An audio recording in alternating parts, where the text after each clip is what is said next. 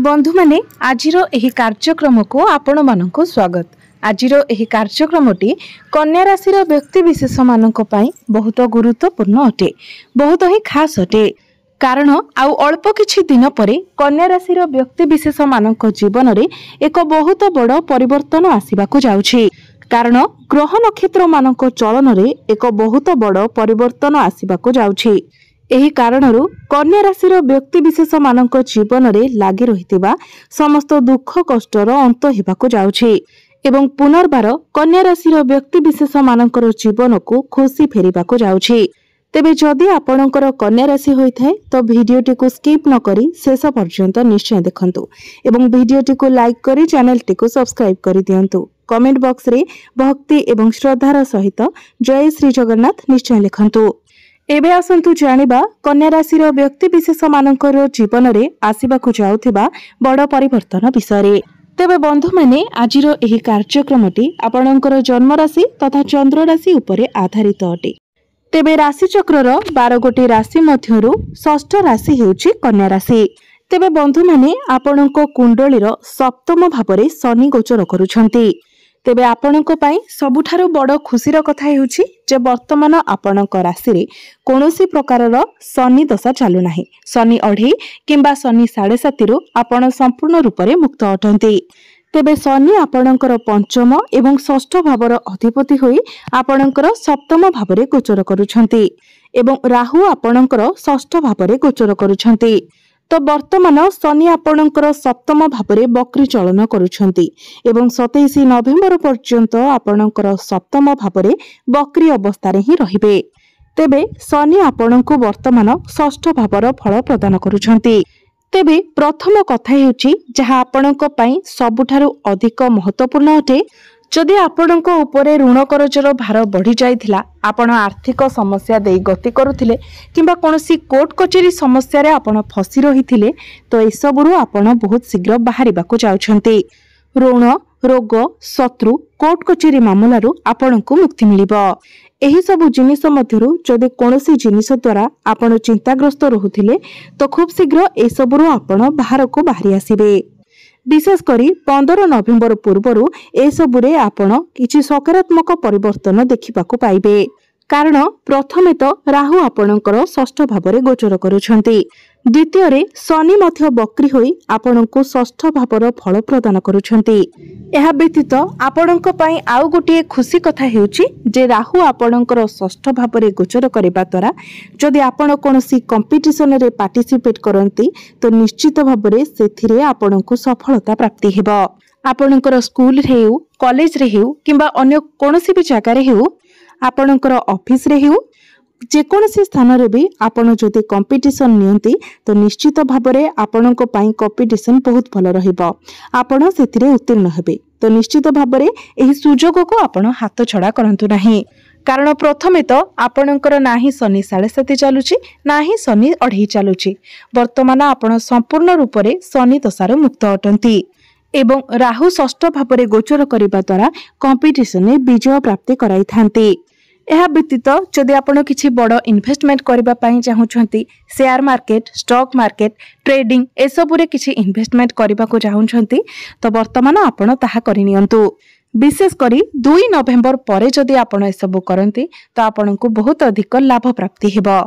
एहा व्यतीत सूर्य आपणकर 15 अगस्त रु नै 15 सेप्टेम्बर पर्यंत आपणको द्वादश भावरे चयन करिवे, जहा फलरे एही समय अवधि मध्यरे आपण अधिक दूर यात्रा करि पारंती, विदेश यात्रा करि पारंती किंबा धार्मिक यात्रा मध्य करि पारंती। कहिबाकू गले एही समय आपणकर यात्रा टिके बढ़ी जिवो। सबुठारु बड़ कथा हेउछि पूर्वरु आपणकर जेउ अधिक खर्च होई जाउथला आपण संचय करबाकू समर्थ होई पारु नथिले, वर्तमान आपणक खर्च रे नियंत्रण आसी जिवो। जेबे सूर्य आपणकर द्वादश भावरे चयन करिवे तापरे आपण अर्थ संचय करबाकू समर्थ हेबे एवं आपणकर अजथा खर्च मध्य कम होई जिवो। तापरे 15 सेप्टेम्बर को सूर्य आपणकर प्रथम भाव को चलन करेंगे। सेतेबेले आपणको आपणको क्रोध उपरे नियंत्रण रखिबार अछि। आपणकर आग्रेशन उपरे कंट्रोल करिबार अछि कारण सूर्य हेउचंती अग्नि तत्वर ग्रह। तो आपणकर प्रथम भावरे सूर्य गोचर करिबा फलरे आपणको मध्यरे आग्रेशन बढ़िबो, क्रोध बढ़िबो, जहाको आपणको ही कंट्रोल करिबार अछि। यह व्यतीत आपणकर वैवाहिक जीवन एवं आपणक प्रेम जीवन प्रति मध्य आपणको विशेष ध्यान रखिबार अछि। तापरे 15 अक्टोबर रु 15 नवेम्बर सूर्य आपणकर द्वितीय भावरे गोचर करिवे।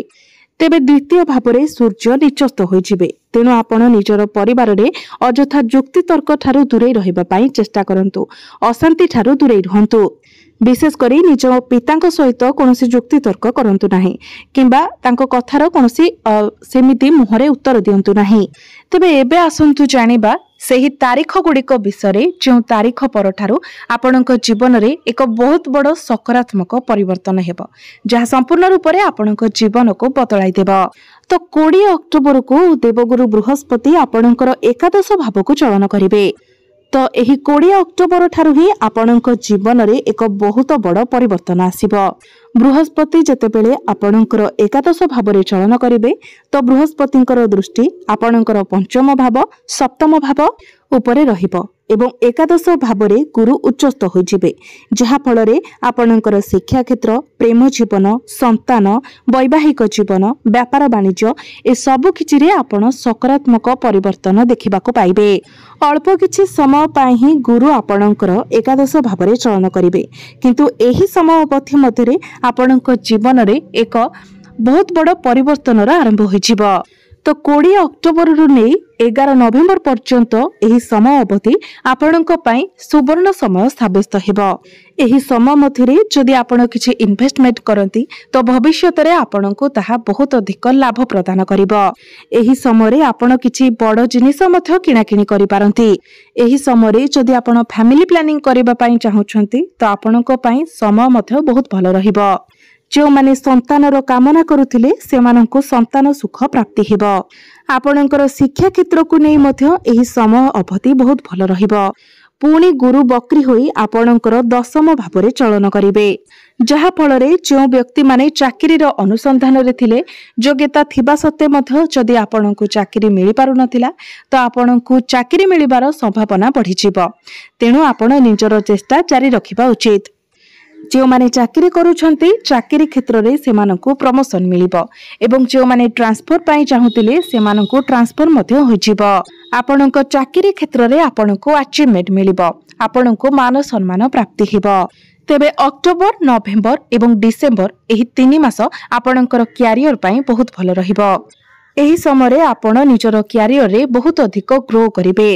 तेणु आपण निज तरफरु चेष्टा जारी रखिबा उचित कारण चेष्टा बिना केबे भी कोनोसी कार्य संभव होई न थाए। आमे चेष्टा कले ही आमको आमर भाग्य साथ देबो एवं कार्य रे आमको सफलता मिलिबो।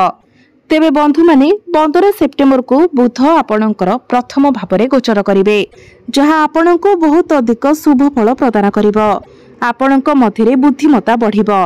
आपणकर मेंटालिटी शार्प हेबो। आपणकर बाणी रे एक मधुरता आसीबो।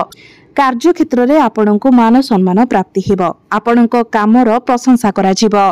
तो आसीबाको जाउथिबा समय आपणको पई बहुत शुभमय हेबाको जाउछि। तेबे एपरि किछि जिनिस मध्य रहिछि जहा प्रति आपणको यत्नशील रहिबार अछि। शनिंकर दृष्टि जेहेतु आपणकर प्रथम भाव उपरे रहिबो तेणु आपणको मध्यरे जिद्दी स्वभाव देखा देबो जहाको आपणको कंट्रोल रे रखिबार अछि। छोट छोट कथा को नेकी जेमिति आपण जिद न करंती ताहा आपणको देखिबार अछि। एहा व्यतीत आपणकर क्रोध एवं आग्रेशन उपरे मध्य आपणको कंट्रोल करिबार अछि। केवल एतिकी जिनिस प्रति आपणको ध्यान रखिबार अछि। एहा व्यतीत अन्य सब जिनिस आपणको पई सकारात्मक हेबाको जाउछि। अनेकांश क्षेत्र रे आपणको सफलता मिलिबाको जाउछि। आपणको जीवन रे एक बहुत बड़ परिवर्तन आसीबाको जाउछि कारण ग्रह मानकर स्थिति एवं अवस्थिति आपणको पई बहुत भलो रहुछि। शनि वर्तमान बक्री अवस्था अछंती किंतु आपणको पई शनि शुभ फल प्रदान करिवे। गुरु जेतेबेले बक्री हेबे गुरु मध्य आपणको शुभ फल प्रदान करिवे। कारण गुरु आपणकर दशम भाव बक्री हेबे जहाँकि आपणको अधिक शुभफल प्रदान करिब। आपणको मध्यरे मैच्योरिटी लेवल बढ़िबो।